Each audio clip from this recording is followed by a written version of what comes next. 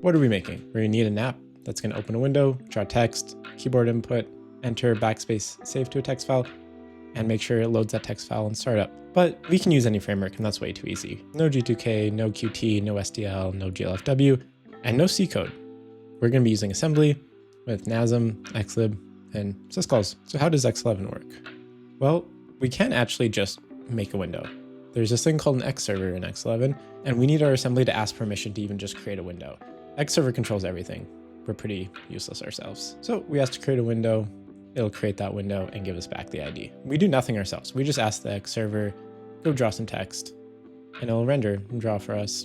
And once it'll just give us a response, we're really just politely asking permission to draw a rectangle at this point. Now let's get a little bit more interesting. Keyboard input works the opposite way. As there's keyboard events, it talks to the X server, and then we listen to the X server, so it's pushing these key press events to us. And when we get the key press event, we do what we did in the last animation, and we just ask the server to draw for us. But where does assembly come in? So we're gonna clear our RDI, call the function, and then get the response. And this is exactly what we did. The X open display, we asked permission to create a display, and then the X server did that for us. And now we can do the exact same thing, create a simple window, get the input, then we can select the exact input we want, whether it be listen to key presses or anything like that. And then once we map a window, things are visible, but if we look, it's pretty useless. It's just a blank screen. So how do we make this more interesting and actually start to handle key press events? Well, we need an event loop. Something that's just going to go over and over and over again and wait till something happens. So we have our event queue, and let's say we have the expose event. That's just going to say redraw. It happens, we compare it and redraw. Then there's key press events, and we can see as we type, it renders to the screen. And if there's an empty queue, well, the code just sits there waiting, like me using Claude. Cool. So we can process events, but how do we actually make them show up on the screen? So we'll have this text buffer. In this case, it's the text that we've typed, and now we're saying we draw at these positions. And now it's not quite a text editor, but we could display some info. That's pretty cool, right? But how do we translate actual keyboard events to what we want to render on the screen? So we have an X11 key press event. We look up what that translation is. So the key press event of AL goes to A, and then we can see it's added to the buffer. We increment the length, and we just draw everything to the screen. But this only works for ASCII, so your emojis are not welcome here. Now it's getting interesting. How do we make this editable? So now we can type, right? But what if we want to delete?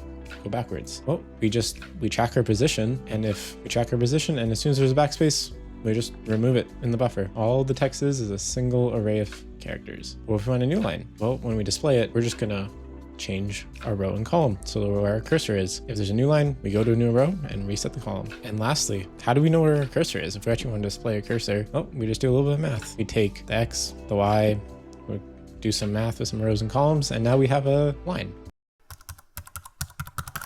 Oh my god! Wow! And the last two things are going to be actually saving and loading from a file. So how do we do that? Well, just as before, we have our text buffer, and we need to just use the Linux syscalls. We have built-in support for files, so let's use them. Let's say we press Ctrl S, and well, there's no file. What happened? We had the right mode, right? So we actually had the wrong registers in the place. So let's fix that up. And now when we press Ctrl S, we save. And now let's load the file. So just as before, we use the read syscall, and then we just load in the text buffer, and the text length is the number of bytes read. And then once we have the text buffer, guess what? We can just redraw, same as we've done earlier. And now we have a notes app, if you could call it that. It's really not. We can write some text and save it and load it, but that's kind of it.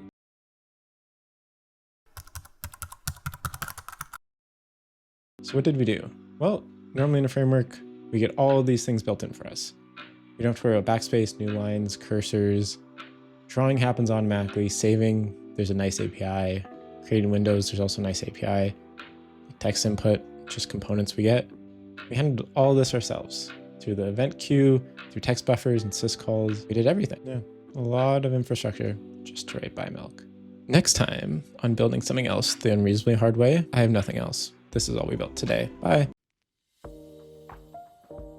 And I hope you enjoyed the video. This was a little bit different than what I normally do. My first time trying animations and making any sort of video like this. So I hope you guys enjoyed. If you did, make sure to like, comment, subscribe. All those things really help. And let me know what you think. If this was too confusing, I did go a little fast. I didn't go into code much, but All the code is down in the description in a GitHub repository, so if you actually want to check it out, run it, I highly encourage you to do so. Go compare the code, look at it. It's pretty cool stuff. And yeah, I hope you learned something. I hope you found this more entertaining than maybe some of my other videos. Trying something new, and please let me know if you like it. Besides that, have a great day.